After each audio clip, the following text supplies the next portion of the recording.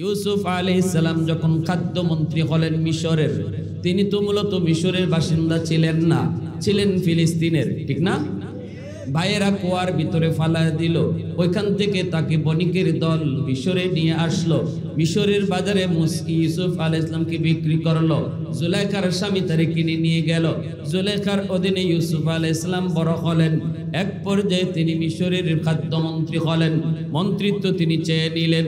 কেন চেয়ে নিছেন? কারণ তিনি জানতেছেন সামনের 7টা বৎসর হবে দুর্ভিক্ষ, মানুষের ভিতরে অভাব দেখা দিবে। 7টা বৎসর ফসল হবে, এরপরে 7 বৎসরই দুর্ভিক্ষ দেখা দিবে। তিনি ভাবলেন, যদি আমি মন্ত্রিত্ব চায়া না নেই, এই জায়গার ভিতরে যদি অন্য কোনো লোককে দায়িত্ব দেওয়া হয়, অন্য কাউকে যদি মন্ত্রী বানানো হয়, তাহলে আমানতে খেয়ানত হইতে পারে, ঠিক না? গম চুরি করতে পারে, টিন চুরি করতে পারে। চেয়ারম্যানের কাছে চেয়ারম্যানই আমানত, মেম্বারের কাছে তার মেম্বারই আমানত, এমপির কাছে তার এমপিগিরি আমানত, মন্ত্রীর কাছে তার পার্লামেন্ট আমানত। এইরকম ভাবে প্রত্যেকের কাছে যার যার দায়িত্বগুলি হলো আমানত। ক্যাশিয়ারের কাছে ক্যাশটা হলো আমানত, সভাপতির কাছে দায় পদটা হলো আমানত, সেক্রেটারির কাছে তার সেক্রেটারি পদ হলো আমানত। এইভাবে ইউসুফ আলাইহিস সালাম তিনি মনে মনে ভাবলেন, যদি আমি এই দায়িত্ব আমি নিজেই চেয়ে না নেই, তাহলে এই জায়গায় কোনো চোর বাটপার বসতে পারে। যদি বসে, তাহলে সামনের দিনগুলা বড় অভাবের দিন। এই সময়টাতে জনগণের মাঝে ঠিক মতো সম্পদ, জনগণের কাছে ঠিক মতো খাদ্য আর গম বিতরণ করা লাগবে। যদি ভালো লোক না বসে, তাহলে আমানতে খেয়ানত হতে পারে। এজন্য ইউসুফ আলাইহিস সালাম নবী হওয়ার পরেও, পয়গম্বর হওয়ার পরেও তিনি মন্ত্রিত্ব চায়া নিছেন। আল্লাহু আকবার। আমরা কেউ মনে করতে পারি হুজুররা আবার কেন লাগে এমপি হবে, হুজুর আবার চেয়ারম্যান কেন হবে, হুজুর আবার মেম্বার কেন হবে? তো ইউসুফ আলাইহিস সালাম নবী হয়ে আবার মন্ত্রী হইলেন কেন? তাও মন্ত্রী হইছেন না, মন্ত্রী চাইয়া নিছেন। আল্লাহু আকবার জোরে বলেন। মন্ত্রী হইছেন না, উনি মন্ত্রিত্ব চাইয়া নিছেন। এবং এই ঘটনা আল্লাহ সূরা ইউসুফের ভিতরে শোনায় আমাদেরকে কি মেসেজ দিলেন? এটা ওখানেই শেষ। আল্লাহ এটা আমাদেরকে না জানাইলেও পারতেন। আল্লাহ আমাদেরকে জানায় এটা মেসেজ দিলেন, মনে রাখবা, তোমার সামনে কোনো দায়িত্বশীল কোনো চোর বাটপার যদি বসে, আর সে যদি তার এই দায়িত্বের ভিতরে অবহেলা করে, চুরি করে, ডাকাতি করে, এর ভিতরে তুমি যে ভোট দিয়ে তার চোর বানাইছো, তুমিও এর ভিতরে শামিল, তুমিও শামিল। এজন্য ভালো লোককে বসাইলে সওয়াব, খারাপ লোককে বসাইলে খারাপ। যত কাজ করবে যারা বসাইছে সবাই শরীক থাকবে। এটা খামখালির বিষয় না, এটা টাকা দিয়া কেনার বিষয় না, এটা গোষ্ঠী বুঝিয়া পাওয়ার দেখাইয়া ভোট নেওয়ার বিষয় না। এটা বহুত বড় একটা আমানত, ঠিক কিনা জোরে বলেন? প্রাসঙ্গিক একটা কথা বললাম। ইউসুফ আলাইহিস সালাম তিনি মন্ত্রিত্ব চায় নিয়ে নিছেন, আমাকে খাদ্য মন্ত্রণালয় দিয়া দেন, আমি যথাযথভাবে মানুষের মাঝে আমানতদারি রক্ষা কইরা দুর্ভিক্ষের সময়ে খাদ্যগুলা বন্টন করব। ইউসুফ আলাইহিস সালামকে দায়িত্ব দিল বাদশাহ। ইউসুফ আলাইহিস সালাম দায়িত্ব নিলেন, মন্ত্রী হলেন। এইবার দুর্ভিক্ষ দেখা দিল, সংক্ষেপে বলি, দুর্ভিক্ষ দেখা দিল। ওই দুর্ভিক্ষ দেখা দেওয়ার সময় মাঝখানে একটা ঘটনা ঘটে গেল জুলেখার সাথে। জানি আমরা সবাই, সবার কম বেশি জানা আছে না? ওইদিকে আমি যাব না, শুধু এতটুকু ইশারা দিয়ে যেতেছি। জুলেখার সাথে ইউসুফ আলাইহিস সালামের একটা ঘটনা ঘটছিল, জানেন সবাই? জুলেখা ইউসুফ আলাইহিস সালামকে 7টা গেটের ভিতরে নিয়ে গেছিল। নেওয়ার পরে মনের ইচ্ছা পূরণ করতে চাইল। ইউসুফ আলাইহিস সালাম বললেন, মাআযাল্লাহ, আমি আল্লাহকে ভয় পাই, আমি আল্লাহর কাছে আশ্রয় চাই, আমার আল্লাহ সব দেখতেছেন। জুলেখা কয়, না, আল্লাহ দেখবে না, এখানে সব দরজা জানালা বন্ধ, আল্লাহ আবার কোত্থেকে আসলো? তো ইউসুফ আলাইহিস সালাম কয়, না, আল্লাহ দরজা জানালা বন্ধ থাকলেও দেখে। তখন জুলেখা তার শোকেসের মধ্যে একটা দেবতা ছিল, একটা মূর্তি আছিল, ওই মূর্তির জুলেখা খুদা মনে করত। মূর্তির মুখটারে জুলেখা কাপড় দিয়া ঢাইকা কয়, এই যে খুদার মুখ ঢেকে ফেলছে। নাউজুবিল্লাহ। ওরা ওদের খুদার মুখ ঢাকতে পারে, কিন্তু মুসলমান তার খুদার মুখ ঢাকতে পারে? মুসলমানের খুদার মুখ ঢাকা যায় না। ইউসুফ আলাইহিস সালাম বললেন, তোমার খুদার মুখ তুমি ঢাকতে পারো, কিন্তু আমার খুদার মুখ ঢাকার ক্ষমতা কারো নাই। তিনি দেখতেছেন। জুলেখা কন, না, আমার দীর্ঘদিনের মনের ইচ্ছা তুমি পূরণ করো। ইউসুফ আলাইহিস সালাম বললেন, আল্লাহ তুমি আমাকে সাহায্য করো। কয়ে দৌড় দিলেন, দৌড় দিয়ে দরজার কাছে গেলেন। তিনি দেখতেছেন দরজায় তালাবদ্ধ, চাবি জুলেখার হাতে। এরপরও চিন্তা করলেন, আল্লাহ আমার সাধ্য যতটুকু অতটুকু আমি করব। দরজা পর্যন্ত যাওয়া আমার কাম, আর তালা খুইলা দেওয়া এটা তুমি মাওলার কাম। দরজা পর্যন্ত দৌড় দিয়া গেলেন, তালা খুলে দিলেন কে? আরেকটা দৌড় দিয়ে আরেকটা গেইটে গেলেন, তালা খুলে দিলেন কে? 7টা তালা খুললেন কে? আল্লাহ। যখন শেষমেশ গেলেন, জুলেখা পিছন দিয়ে কাপড়ে টান দিল, পিছনে জামায় টান দিল, এমন টান দিল পিছনে জামা ছিঁড়ে গেল। আর ওই সময় জুলেখার স্বামী এসে হাজির। স্বামী দেখতেছে কি, এই যে ছেলেরে পালছে, লালন পালন করছে ইউসুফ, আর পিছনে তার স্ত্রী, দুইজন এই আন্দর থেকে দৌড় দিয়ে বের হইতেছে। এখন দুজন তার সামনে দাঁড়ানো। এখন স্বামী ভাবতেছে কি ঘটনা কি? জুলেখা কেমন চালাকের চালাক। জুলেখা কয়, দেখছো তুমি যারা এতদিন যাবৎ ফালছো আর খাওয়াইছো, এত আদর মায়া যত্ন করছো, সে আজকে তোমার স্ত্রীর সাথে খিয়ানত করতে চায়। নাউজুবিল্লাহ। চাইছে অপকর্ম করতে, এখন দোষ দিয়া দেয় ইউসুফ আলাইহিস সালামের গায়ে। তখন ইউসুফ আলাইহিস সালাম বলতেছেন, না, মিথ্যা কথা, আমি কোনো অন্যায় করতে চাই নাই, অন্যায় করতে চাইছে আপনার স্ত্রী, আমি কোনো অন্যায় করতে চাই নাই। এখন স্বামী কার কথা মানবে? স্ত্রীর কথা মানবে না ইউসুফ আলাইহিস সালামের কথা মানবে? স্বামী পড়ে গেল দ্বন্দ্বে, কার কথা মানবে? দুজনেই কয় আমি নির্দোষ, দুজনেই কয় আমি নির্দোষ। এই অবস্থায় ইউসুফ আলাইহিস সালামের পক্ষে একটা ছোট বাচ্চা সাক্ষী দিছিল, একটা দুধের বাচ্চা। এই দুধের বাচ্চা সাক্ষী দিছিল। জবান খুলে দিছে কে? আল্লাহ। জবান খুলে দিছে আল্লাহ। ওই দুধের বাচ্চা সে সাক্ষী দিয়া বলতেছে, আজিজে মিসর শোনাও, কে দোষী এটা? এখন আমি যদি বলি ইউসুফ দোষী আর ইউসুফ নির্দোষ, জুলেখা দোষী, এটাও তুমি মানবা না। আর একজনে যদি কয় অমুক দোষী তমুক দোষী না, তাহলে এটাও মানবা না, মনে করবা কেউ পক্ষ নিছে। আমি একটা পদ্ধতি বাতায় দেই, ওই পদ্ধতিতে আপনি আগাইলে কে দোষী আর কে নির্দোষ এটা তুমি পেয়ে যাবা। আজিজে মিসর কয় কোন পথ? পথটা হলো, দেখো ইউসুফের জামা পিছনে চিরা না সামনে চিরা। ওই ছোট বাচ্চায় কইতেছে, দুধের বাচ্চা।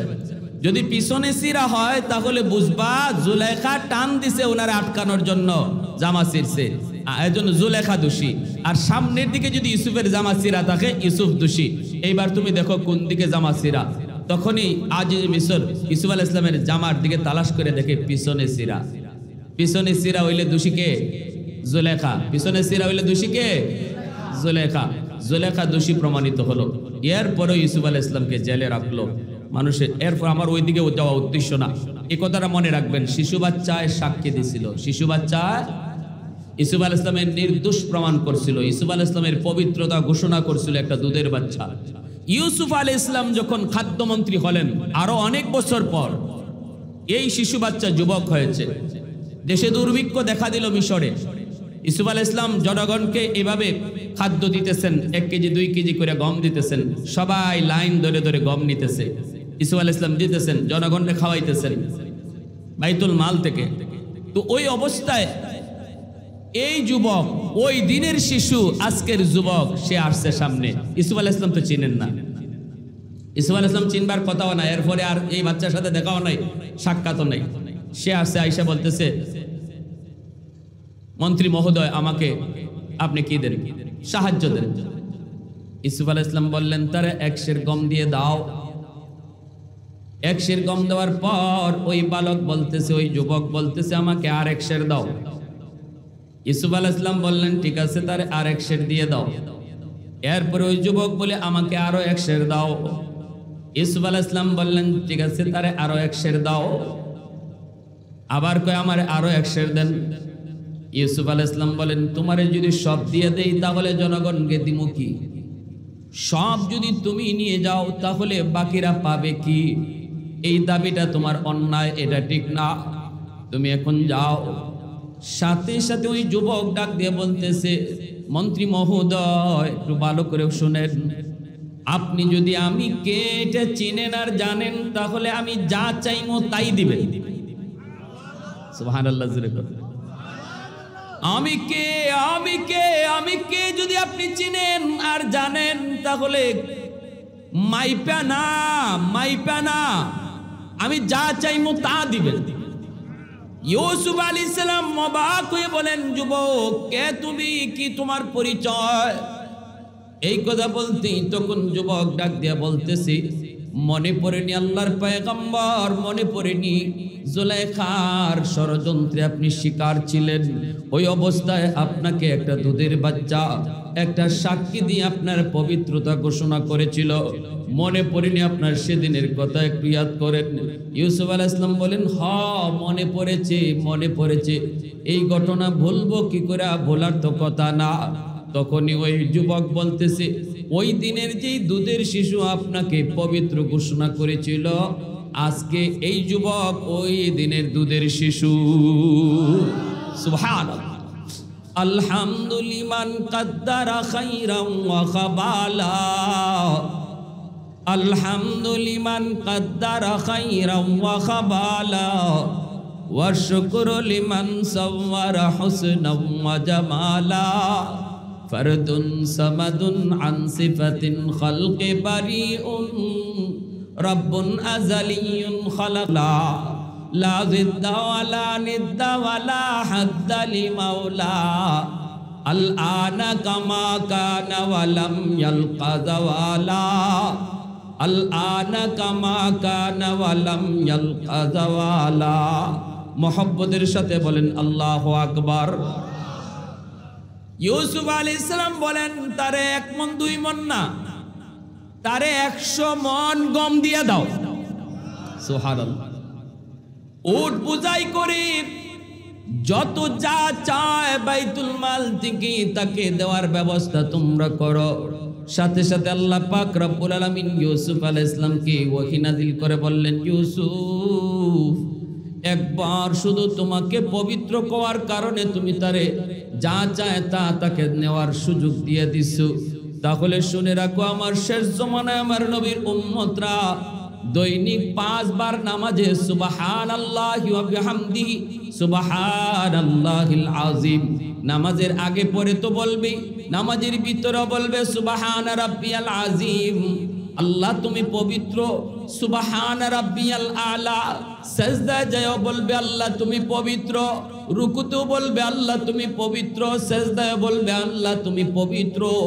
দৈনিক যারা কমপক্ষে 5 বার আমি আল্লাহর পবিত্রতা ঘোষণা করবে, এইবার তুমি ইউসুফ বুঝো, তুমি ইউসুফ ধারণা করো, আমি আল্লাহ তাদেরকে আমার বাইতুল মাল থেকে কি দেওয়াটা দিব। আর একটু জোরে আওয়াজ দিয়া সুবহানাল্লাহ। আল্লাহ পাক কই, যদি একবার তোমার নামে সুবহানাল্লাহ কোয়ার কারণে যা চাইলো তুমি তাই দিয়া দিলা। আমার যেই সকল বান্দারা আখেরি জমানায় দৈনিক 5 বার নামাজে আমি আল্লাহকে পবিত্র কইব, এবার বুঝো আমি তাদেরকে কি পরিমাণ দিব। এজন্য সুবহানাল্লাহ যে যত বেশি বলবা আল্লাহ তাকে তত বেশি পবিত্র বানায় দিবে। আলহামদুলিল্লাহ যে যত বেশি বলবা আল্লাহ তোমার প্রশংসা, তোমার আল্লাহ তার মানুষের ভিতরে তত বেশি প্রশংসিত বানায় দিবে। আল্লাহু আকবার যে যত বেশি বেশি বলবা আল্লাহ তুমি বড়, আল্লাহ তুমি মহান, আল্লাহ মানুষের মাঝে তারে বড় বানায় দিবে। আল্লাহু আকবার জোরে বলেন। যত বেশি আল্লাহু আকবার যত বেশি বলবা আল্লাহ তোমাকে মানুষের ভিতরে তত বেশি বড় বানায় দিবে, বড় বানায় দিবে। এজন্য আমার ভাইরা সুবহানাল্লাহ, আলহামদুলিল্লাহ, আল্লাহু আকবার বলার ভিতরে কৃপণতা করব। জোরে বলেন, কৃপণতা করব। আমার ভাইরা বলতেছিলাম, আল্লাহ পাক রব্বুল আলামিন তখন কইব, যাও আমার ওই বান্দার বন্ধুরে জাহান্নাম থেকে তুলে নিয়ে আসো। মনে আছে? মনে আছে? কইছিল আল্লাহ, আমি আমার বন্ধু না পাইলে দুনিয়াতেই কোনো অনুষ্ঠান আমার কাছে ভালো লাগতো না, আজকে তুমি আমারে জান্নাত দেওয়ার পরও জান্নাত ভালো লাগবে না যদি দুনিয়ার ওই বন্ধু আমার সাথে জান্নাতে না পাই। আল্লাহ বলবেন, যাও জাহান্নাম থেকে আমার এই জান্নাতি বান্দার বন্ধুরে তুলে নিয়ে আসো। আমার ভাইরা বন্ধুরা, যুবক, এইবার দেখা গেল তারে জাহান্নাম থেকে তুলে আনার জন্য ফেরেশতারা জাহান্নামের ভিতরে যায় ঢুকবে। ঢুকে দেখবে সে জাহান্নামের আযাবের ভিতরে রয়েছে। জাহান্নামের আযাব এক ক্যাটাগরির নয় রে যুবক। বেনামাজিদের আযাব হলো একরকম, সুদখোরের আযাব হলো একরকম, ঘুষখোরের আযাব হলো আরেক রকম। বেপরদায় যারা চলতো তাদের আযাব হলো ভিন্ন ভিন্ন, মিথ্যা কথা যারা বলতো তাদের আযাব হবে ভিন্ন ভিন্ন। ভিন্ন ভিন্ন আযাবের ক্যাটাগরি আছে। সে যেই ক্যাটাগরির আযাবের ভিতরে ঢুকছে, যেই ক্যাটাগরির আযাবের ভিতরে ছিল, ওই জায়গা থেকে তারে তুলে আনার পর কিছুক্ষণ পরেই তার সাথে যারা আযাবে ছিল জাহান্নামে, একজন আরেকজনকে বলবে, কিরে দোস্ত, এতদিন পর্যন্ত রবিউল, মনে করেন একটা নাম রবিউল, ওরা বলবে রবিউল এতদিন পর্যন্ত আমাদের সাথে ছিল, আজ তারে দেখি না, ঘটনা কি, কই গেল, কই গেল, সে কই গেল? সাথে সাথে একজনে বলবে, ওরে ভাই জানোনি, তোমরা তো জানো না, আমি সব দেখেছি। কি দেখেছো? কয় আমি দেখেছি একদল ফেরেশতা আইসা তারে আমাদের মাঝখান থেকে তুইলা নিয়ে গেছে। আমি জিজ্ঞেস করেছিলাম, রবিউল তো আমাদের মতোই গুনাহগার, আমাদের মতোই আযাব ভোগ করে, রবিউলকে তোমরা তুইলে নিতেছো, আমরা দোষ করলাম কি? ফেরেশতারা তখন বলতেছে, এ জাহান্নামী শুন, রবিউল যদিও তোমাদের সাথে গুনাহগার, যদিও তোমাদের সাথে জাহান্নামে আযাব ভোগ করে, কিন্তু সে ভিতরে ভিতরে একটা জিনিস ঠিক রাখছে। বলে কি? কয় দুনিয়াতে সম্পর্ক রাখছে আল্লাহওয়ালাদের সাথে। হয়তো কোনোদিন তোমাদের সাথে একসাথে বন্ধুদের পাল্লায় পড়ে সে একটা চুরি করে ফেলেছিল, বন্ধুদের সাথে পাল্লায় পড়ে কোনো এক গাছের ডাব চুরি করে ফেলেছিল, হয়তোবা কোনোদিন কোনো অন্যায় করে ফেলেছিল, কিন্তু সম্পর্ক ছিল মসজিদের ইমামের সাথে, সম্পর্ক ছিল মাদ্রাসার হুজুরদের সাথে, সম্পর্ক ছিল উলামায়ে কেরামের সাথে, সম্পর্ক ছিল এরকম আল্লাহওয়ালাদের সাথে।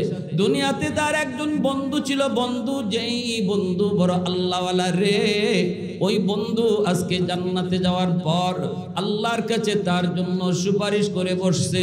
কয় মালিক, আমি আমার বন্ধু ছাড়া জান্নাত ভালো পাই না। তার বন্ধুর সুপারিশের খাতিরে আল্লাহ তারে জাহান্নাম থেকে তুইলা বন্ধুর সাথে জান্নাতে দিয়া দিছে। ওয়ালাকুম ফিহা মা তাশতাহি আনফুসুকুম ওয়ালাকুম ফিহা মা তাদউন নুজুলাম মিন গফুরির রহিম। এজন্য আল্লাহ পাক বলে জান্নাত এমন একটা জান্নাত হলো এমন এক জায়গা যেখানে গেলে পরে জান্নাতি যা চায়, যা আবদার করে, আল্লাহ তার আবদার পুরা করে। সুবহানাল্লাহ। জাহান্নাম হলো এমন জায়গা, জাহান্নামী যা কিছু আবদার করে এর বিপরীত দেওয়া হয়। আর জান্নাত হলো এমন জায়গা যেখানে আবদার করা মাত্রই তার সামনে আবদারের জিনিস হাজির করা হয়। জাহান্নাম হলো সবকিছু উল্টা, জান্নাত হলো সবকিছু তার পক্ষে। জান্নাতে যা চায় পায়, জাহান্নামে যা চায় এর উল্টা দেওয়া হয়। চায় ঠান্ডা পানি, দেওয়া হয় গরম পানি, ঠিক না? চাওয়া হয় খাবার, দেওয়া হয় তারে জাক্কুম। এই জাক্কুম ফল গলার ভিতরে যায়, লাইগা যায়। রে যুবক, এমন ক্ষুধা জাহান্নামী, এই ক্ষুধার যন্ত্রণা বাঁচতে না পেরে সে যখন খানা চায় তারে জাক্কুম দেওয়া হয়, জাক্কুম ফল। এই ফলটা কাটাওয়ালা ফল, ভিতরেও কাটা বাহিরেও কাটা, গলার মধ্যে যায় আটকা যায়। এইবার কয় আল্লাহ পানি দেও, পানি দেও। গলায় যদি আমাদের কিছু বেঁধে যায় তাহলে আমরা পানি চাই, পানি চাই। সে বলবে আল্লাহ আমারে পানি দেও, পানি দেও। তখন তারে পানি না দিয়া তখন পূজার পচা রক্ত দেওয়া হয়, নাউজুবিল্লাহ। তখন ওই জাহান্নামী মানুষগুলো আফসোস করে কইব, আমা লানা মিন শাফিঈন ওয়ালা সাদীকিন হামিম। আল্লাহ আজকে আমাদের পক্ষে সুপারিশ করার মতো কেউ নাই। আল্লাহ আমাদের একজন প্রিয় বন্ধুও নাই যে বন্ধু আজকে আমাদের জন্য একটু সুপারিশ করবে। এজন্য আমার ভাইরা, দুনিয়াতে আমরা কার সাথে সময় কাটাচ্ছি, কাদের সাথে সময় ব্যয় করছি? যুবক, যৌবন কালটা হলো বন্ধু তালাশ করার বিষয়। যৌবনে যুবক বন্ধু ছাড়া চলতে পারে না। কিন্তু একটু খেয়াল রাখো, সময় যার সাথে দিচ্ছি, যারে বন্ধু বানাইতেছি, সে কি গাঞ্জা খায়, সে কি ইয়াবা খায়, সে কি বেনামাজি? যদি এই ধরনের কোনো কিছু দেখো, আল্লাহর দোহাই, কারণ এটা ইসলামের বহুত বড় একটা অংশ, বহুত বড় একটা সাবজেক্ট। তুমি যতই নামাজি থাকার চেষ্টা করো, বেনামাজির সাথে চলতে চলতে একদিন তুমি নিজেও বেনামাজি হয়ে যাবে, ঠিক না? অনেক বাপ মা, ভালো করে বাপ মা আমাদের কাছে কান্না করে, হুজুর ছেলেটার জন্য একটু দোয়া করেন, ছেলেটারে কোনোভাবে বুঝাইতে পারে না। হযরত মালিক ইবনে দিনার রহমতুল্লাহি আলাইহি বহুত বড় আল্লাহর একজন ওলি, তিনি এক রাস্তা দিয়ে যাইতেছেন, আর হঠাৎ করে দেখেন একটা যুবক, একটা সুন্দর ঘর, তার একটা ঘর, এই ঘরের রং উঠে গেছে, এই রংটা দেওয়ার জন্য, ঘর সাজানোর জন্য সে খুব মেরামত করতেছে, ঘরটা সাজাবে, বাহির দিয়ে রং দিবে। মালিক ইবনে দিনার রহমতুল্লাহি আলাইহি বহুত বড় আল্লাহর একজন ওলি। দেখেন আল্লাহওয়ালাদের সাথে সম্পর্ক রাখলে কি হয় আমার ভাই, আল্লাহওয়ালাদের সাথে সম্পর্ক রাখলে, নামাজি দিনদার পরহেজগার মানুষের সাথে সম্পর্ক রাখলে কি লাভটা হয় একটু বুঝেন ভাইয়েরা আমার। মালিক ইবনে দিনার যায় বলতেছে, যুবক তুমি কি করতেছো?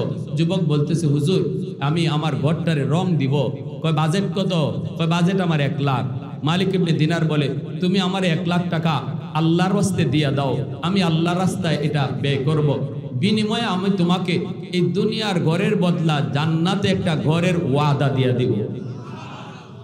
জোরে কন্যা সুবহানাল্লাহ। যুবক ডাক দিয়ে বলতেছে, ও আল্লাহর ওলি,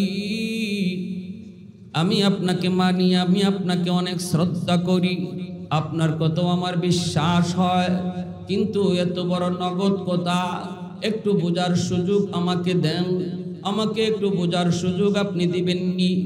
মালিক ইবনে দিনার বললেন, ঠিক আছে যাও, আজ রাতটা তুমি একটু নিজে নিজে পরামর্শ করো, নিজের মনের সাথে একটু বোঝ পরামর্শ করো। এই বইলে তিনি যুবককে পাঠায় দিলেন। এইদিকে মালিক ইবনে দিনার তিনিও সারা রাত আল্লাহর কাছে কান্নাকাটি করলেন আর বললেন, মালিক আমি আমার কাম করেছি, বাকিটা যুবকের দিল ঘুরায়া দেওয়া তুমি মাওলার কাম। আমার আপনার কাম চেষ্টা করা, দিল ঘুরায় দিবে কে? আর একটু জোরে বলেন কে?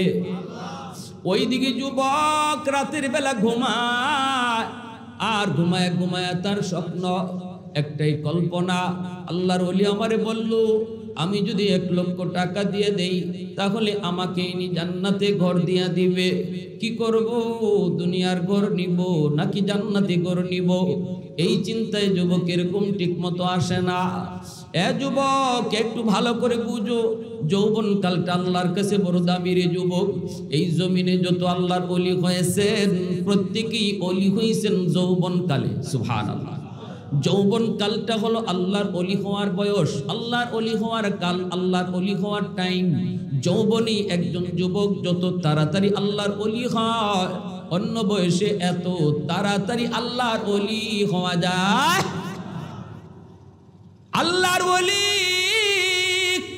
ফজরের নামাজ পড়ার পর সালাম ফিরে দেখেন যুবক মসজিদে হাজির। আল্লাহর ওলির সামনে এসেই বলতেছে, ও আল্লাহর ওলি, আমি সিদ্ধান্ত নিয়েছি, আমি সিদ্ধান্ত নিয়ে ফেলেছি, আমি আপনাকে 1 লক্ষ টাকা দিয়ে দিব। আমি দুনিয়ার বাড়ি চাই না, আমি জান্নাতের বাড়ি চাই। আল্লাহু আকবার। জান্নাতের বাড়ি চাই। আমি আপনাকে চিনি, আপনি কত বড় আল্লাহর ওলি, তবে আপনি আমাকে আপনার এই কথাটা কাগজে লিখে দিবেন, নিচে আপনি আপনার স্বাক্ষর দিয়ে দিবেন। সুবহানাল্লাহ। তাহলে বোঝা গেল যুবক কম চালাক না, হ্যাঁ? দিয়া দিব, কিন্তু শর্ত হলো কাগজে লিখে আপনি নিজে স্বাক্ষর দিয়ে দিবেন। মালিক ইবনে দিনার কয়, ঠিক আছে কাগজ কলম আনো, লিখিত হয়ে যাক। লিখিত মৌখিক ওয়াদা না, লিখিত ওয়াদা তিনি কাগজের ভিতরে লিখে দিয়ে দিলেন। আল্লাহু আকবার। তিনি লিখলেন, তোমার 1 লক্ষ টাকার বিনিময়ে আমি তোমাকে জান্নাতে একটা ঘর দিয়া দিলাম। নিচে মালিক ইবনে দিনার, আল্লাহু আকবার জোরে বলেন, নিচে তার নাম মালিক ইবনে দিনার। স্বাক্ষর দিয়া কাগজটা যুবকের হাতে বুঝিয়ে দিলেন।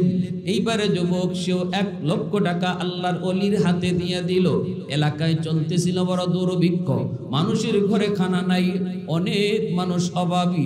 মালিক ইবনে দিনার ওই 1 লক্ষ টাকা অভাবী মানুষের ভিতরে একদিনে বিতরণ করে দিলেন। সুবহানাল্লাহ,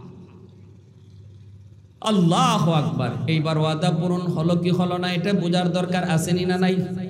বাড়ি পাইলো কি পাইলো না এটা জানার ইচ্ছা কার কার আছে? একটু হাত উঠে আল্লাহকে দেখান। আল্লাহ তুমি প্রতিটা হাত কবুল করো, জোরে বলেন আমিন। আর একটু জোরে বলেন আমিন। আল্লাহ আমাদেরকেও জান্নাতে একটা বাড়ির ব্যবস্থা করো। আল্লাহ আমরা তো কষ্ট করে এই অনুকূল পরিবেশে আসছি তোমার মহব্বতে, এতটুকু উসিলায় আল্লাহ আমাদের জন্য জান্নাতে বাড়ির ব্যবস্থা করো। মালিক ইবনে দিনার রহমাতুল্লাহি আলাইহি তখন তিনি বললেন, যুবক এই যে নেও, তোমাকে আমি ওয়াদা দিয়া দিলাম, লিখিত দিয়া দিলাম, লিখিত দিয়া দিলাম। কাগজের ভিতরে তিনি লিখি দিয়া দিলেন, নিচে স্বাক্ষর করে দিলেন। যুবক তার 1 লক্ষ টাকা দিয়া দিল। এই টাকা নিয়ে তিনি এলাকার গরিবের ভিতরে বন্টন করে দিলেন, গরিবদের ভিতরে বন্টন, অভাবী মানুষের ভিতরে বন্টন করে দিলেন। এই দিকে দিন যায়, এই দিকে রাত যায়, দিন যায় রাত যায়, দিন যায় রাত যায়। একদিন মালিক ইবনে দিনার তিনি দেখেন মসজিদে ফজরের নামাজের পর তার মিম্বরে, যেখানে তিনি নামাজ পড়ান মসজিদের মিম্বর, এই মিম্বরের সামনেই দেখা যায় একটা কাগজের টুকরা দেখা যায়। আল্লাহু আকবার। মালিক ইবনে দিনার কাগজের টুকরাটা দেইখা তার মনে হলো, রে কাগজের টুকরাটা পরিচিত পরিচিত মনে হয়, চিনা চিনা মনে হয়। হাতের মধ্যে তিনি নিলেন, নিয়ে দেখেন ওই কাগজ, যেই কাগজে তিনি তারে স্বাক্ষর দিয়া জান্নাতি বাড়ির ওয়াদা করেছিলেন। কাগজের মধ্যে লেখা, আমি তোমাকে জান্নাতে একটা বাড়ির ওয়াদা করলাম 1 লক্ষ টাকার বিনিময়ে। অপর পৃষ্ঠায় লেখা, ও মালিক ইবনে দিনার, তুমি যে যুবককে জান্নাতি বাড়ির ওয়াদা করেছিলা, আমি আল্লাহ তারে জান্নাতি বাড়ি দিয়া দিছি। জোরে আওয়াজ দিয়া কন্যা সুবহানাল্লাহ, আর একটু জোরে কন্যা সুবহানাল্লাহ। মালিক ইবনে দিনার কাগজটা পাইয়ে তার শরীর কম্পন শুরু হয়ে গেল। দৌড় দিয়ে তিনি ওই যুবকের বাড়িতে আসলেন, ওই গ্রামে আসলেন। আইসে তিনি যুবকের খবর নিয়ে দেখেন গতকাল যুবক মারা গেছে। এইবার তিনি ওই যুবককে যারা গোসল করাইছে তাদের খোঁজ নিতে লাগলেন, খোঁজ নিতে লাগলেন। তোমরা কারা গো, কারা তোমরা এই যুবককে গোসল করাইছো? গোসলের লোকগুলো হাজির হলো। মালিক ইবনে দিনার বলতেছেন, তোমরা কি গোসল করাইছো? বলে হ্যাঁ। এই কাগজটা চিনো? তোমরা কি এই যুবককে যখন গোসল করাইবা, গোসল করানোর সময় যুবক তোমাদেরকে কোনো কিছু বলছিল নাকি মৃত্যুর আগে? কই হ্যাঁ, মৃত্যুর আগে ওসিয়ত করছিল, আমারে যখন তোমরা কবর দিবা তখন এই কবরে মালিক ইবনে দিনারের কাগজটাও কবরে ঢুকায়া দিও। মালিক ইবনে দিনার বলে, কাগজটা দেখলে তোমরা চিনবানি? গোসলের লোকগুলি কয়, কাগজ দেখলে চিনবো।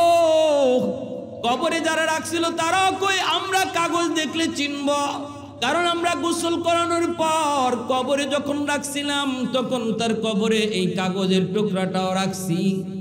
মালিক ইবনে দিনার কয়, ভালো করে কও, কাগজটা দেখলে তোমরা চিনবানি? কাগজটা দেখলে তোমরা চিনবানি? লোকগুলি কয়, আমরা কাগজ দেখলে চিনব, কাগজটা দেখলে চিনব।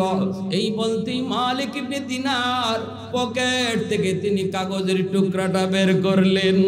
কাগজের টুকরাটা দেখা মাত্রই ওই মানুষগুলি কয়, আল্লাহর ওলি, খোদার কসম, এই কাগজটাই আমরা কবরে গতকাল রাখছিলাম।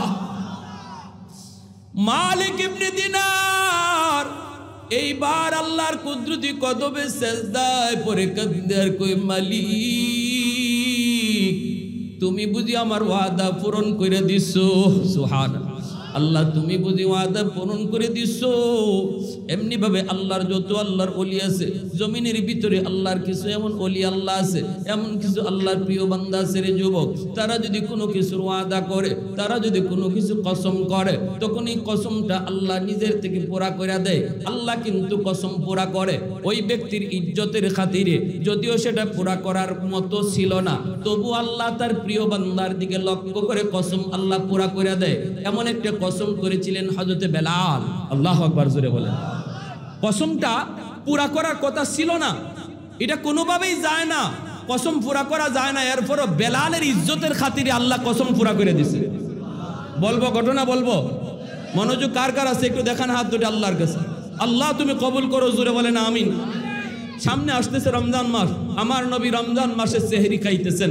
হযরত বেলাল মুয়াজ্জিন আজান দিয়ে দিবেন ফজরের আজান। বেলাল ভাবতেছেন, দেখি আমার নবী সেহরি খাওয়া সারছেননি, সেহরি খাওয়া শেষ হয়েছিনি, যে দেখি আজান তো দিমু। আজানের টাইম হয়ে গেছে, সেহরির টাইম শেষ, রসছেন যায় দেখি আল্লাহর নবীর সুন্নত হলো সেহরির খানাটা দেরি কইরা খাইতে হয়, একবারে ওই আজানের কাছাকাছি সময় খাইতে হয়। 2টা বাজে 3টা বাজে সেহরি খাইয়া ফেললে সেহরি খাওয়া হয়, কিন্তু সুন্নত আদায় হয় না। সুন্নত হইলো এমনিভাবে একবারে কাছাকাছি টাইম পর্যন্ত খাওয়া। ইফতারটাও একদম শেষ সময়ে খাওয়া, ইফতারটাও আজানের আগ মুহূর্তে খাওয়া। আমার ভাইয়েরা বন্ধুরা, দেখা যায় আজান হয়ে গেছে এরপরে আমি দেরি করে ইফতার করতেছি, এটা সুন্নত না। আজান হয়ে গেছে, দেরি নাই, তাড়াতাড়ি খায়া নেওয়া, এটা হলো নবীর সুন্নত। ইফতার সেহরিটা হলো একবারে শেষ সময় পর্যন্ত খায়া নেওয়া। আল্লাহ রাসূল সাল্লাল্লাহু আলাইহি ওয়াসাল্লাম সেহরি খাইতেছেন, হযরত বেলাল গেছেন, যায় দেখেন নবীজির সাথে আরেকজন অপরিচিত মানুষ, তিনিও সেহরি খাইতেছেন, নবীজি সেহরি খাইতেছেন, অথচ সেহরির টাইম শেষ। বেলালের ধারণা সেহরির টাইম শেষ। বেলাল যায় বলতেছেন, ইয়া রাসূলুল্লাহ, নবী গো সেহরির টাইম শেষ, আর খানা খাইয়েন না। নবী কয়, ও আচ্ছা ঠিক আছে, যাও। তিনি তো মুয়াজ্জিন, মুয়াজ্জিনের দায়িত্ব তো হলো ইমাম সাহেবের একটু খোঁজ খবর রাখা, এটা তো মুয়াজ্জিন সাহেবের দায়িত্ব, মুয়াজ্জিন সাহেবের কর্তব্য যে ইমাম সাহেবের খোঁজ খবর রাখা, কোন হালতে আছে হুজুর, কখন কোন অবস্থায় আছে, আসতেছি না আসতে পারতেছে না, এগুলো মুয়াজ্জিন সাহেব খবর নেয়। তো আল্লাহ রাসূল সাল্লাল্লাহু আলাইহি ওয়াসাল্লাম খাইতেছেন, বেলালকে বললেন, নবী গো সেহরির টাইম শেষ। নবী বলেন ঠিক আছে, বেলাল চলে আসছেন, কিন্তু আল্লাহর নবী তখনও খানা খাইতেছেন। তখন নবী কি করেন? খানা খাইতেছেন। বেলাল কয়ে যাওয়ার পরও খানা খাইতেছেন। একটু পরে বেলাল আবার আজান দেওয়ার আগে মনে মনে ভাবতেছেন যে দেখি নবীর খানা শেষ নি। আয়েশা দেখে নবী এখনো খানা খাইতেছেন। বেলাল বলেন, ইয়া রাসূলুল্লাহ, সেহরির টাইম শেষ গো নবী, আর খায়েন না। নবী কয় আচ্ছা ঠিক আছে, যাও। বেলাল আবার চলে আসছেন। আইয়া বেলালে একটু অপেক্ষা করে আজান দেওয়ার আগে মনে মনে ভাবতেছেন যে এখন দেখি নবী খানা খায়া শেষ করছেন নি। বেলাল তৃতীয়বার আইসা দেখেন নবী এখনো খানা খাইতেছেন। সুবহানাল্লাহ জোরে কও। হযরত বেলাল নবীকে তৃতীয়বার আসার পর যখন দেখলেন নবী এখনো খানা খান, তখনই বেলাল কয়, নবী গো খোদার কসম সেহরির টাইম শেষ, কসম খাইলিস। তখনই আল্লাহর নবী কয়, ইন্না লিল্লাহ, আমার বেলাল কসম খাইয়ে ফেলছে। তাড়াতাড়ি যে যিনি নবীজির সাথে খানা খাইতে বসছেন ওনারে কিন্তু বেলাল চিনেন না। আল্লাহ রাসূল বলে, বন্ধ করো, বেলাল কসম খেয়ে ফেলছে। সাথে সাথে নবীজি আর পানিও খাইলেন না। বেলাল যে কইছে কসম খোদার শেষ, সাথে সাথে নবীর সাথে অপরিচিত যিনি বসা, ইনি কইতেছে, ইয়া রাসূলুল্লাহ তাড়াতাড়ি খানা বন্ধ করেন, বেলাল কসম খেয়ে ফেলছে। এখন খানা শেষ। খানা শেষ করে চলে আসলেন ফজরের নামাজে। আল্লাহর নবী ফজরের নামাজ পড়ান। নামাজ পড়াই নবী মিম্বরে বসে গেলেন। বৈশা সাহাবায়ে কেরামদেরকে ডাক দিয়া আনেন, সাহাবীরা সামনে আসো। এইবার নবী বলেন, কই আমার বেলাল, সামনে আসো। মুয়াজ্জিন সাহেব, নবী বলেন, বেলাল আমার সাথে যিনি খানায় শরীক ছিল তুমি তারে চিনোনি? না গো নবী, কোনোদিন তারে দেখি নাই, মনে হয় কোনো মুসাফির। নবী কয়, বেলাল রে, ইনি মুসাফির নন, ইনি হলেন হযরত জিবরাইল আমিন। আল্লাহু আকবার। তুমি যখন প্রথমবার বলেছ নবী গো টাইম শেষ, তখন জিবরাইল আমাকে বলতেছেন, না গো নবী টাইম আরো আছে, খানা খান। সুবহানাল্লাহ। যখন তুমি দ্বিতীয়বার বলেছো টাইম শেষ, তখনও জিবরাইল কয়, না গো নবী টাইম আছে, খানা খান। যখন তুমি তৃতীয়বার বলেছো তখনও বেলাল জিবরাইল কয়, নবী গো খানা আরো খান, টাইম আছে। কিন্তু যখন তুমি কসম করে বলেছো তখনই আল্লাহ পাক কয়, জিবরাইল টাইম আরো কিছু ছিল, কিন্তু আমার বেলালের ইজ্জতের খাতিরে আমি আল্লাহ তার কসম রক্ষার জন্য টাইম অফ কইরা দিছি। একটু জোরে আওয়াজ দিয়ে সুবহানাল্লাহ। सैयद कौनैन तेरी जाने सारों को सलाम, सैयद कौनैन तेरी जाने सारों को सलाम, यानी गिरदोन नबूवत के सितारों को सलाम, यानी गिरदोन नबूवत के सितारों को सलाम, उन्हें जाजी गाजियों को शख्सवारों को सलाम, यानी गिरदोन नबूवत के सितारों को सलाम, अंबिया के बाद शुहरा है उन्हें के नाम का, उनकी हिम्मत से पुला पुला चमन इस्लाम का। আল্লাহ আকবার।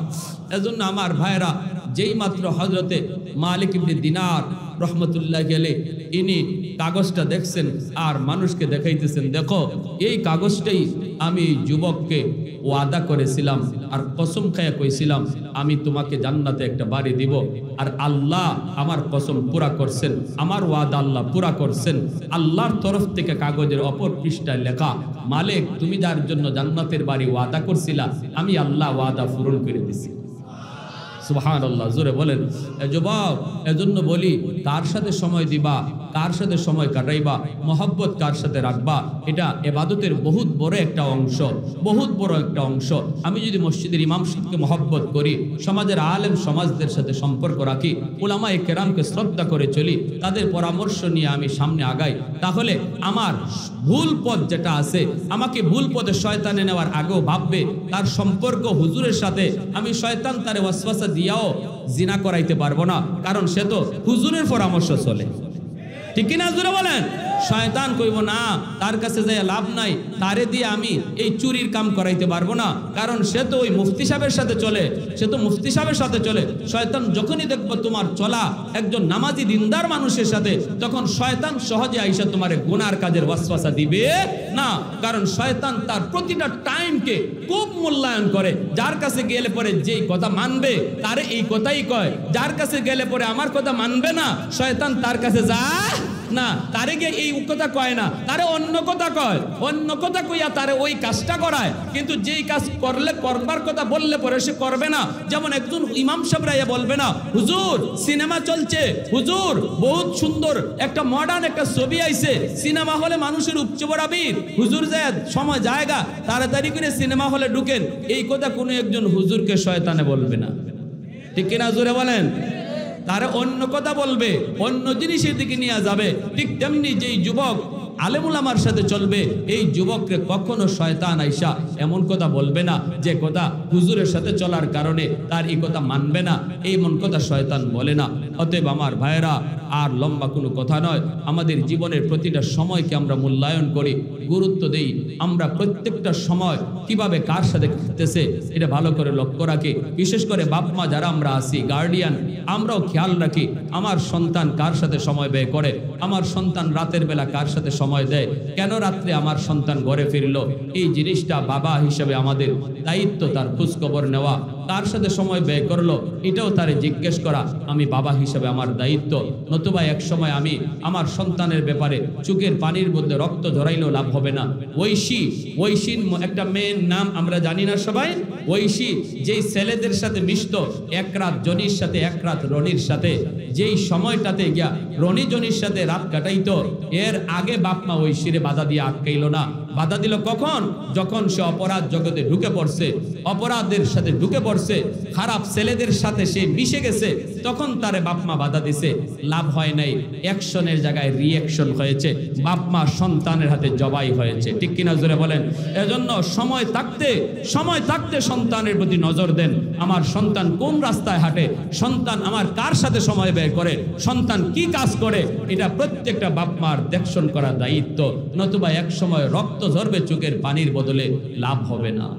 আল্লাহ আমাদের সবাইকে কথাগুলো বুঝার এবং সে অনুযায়ী আমল করার তৌফিক দান করুন।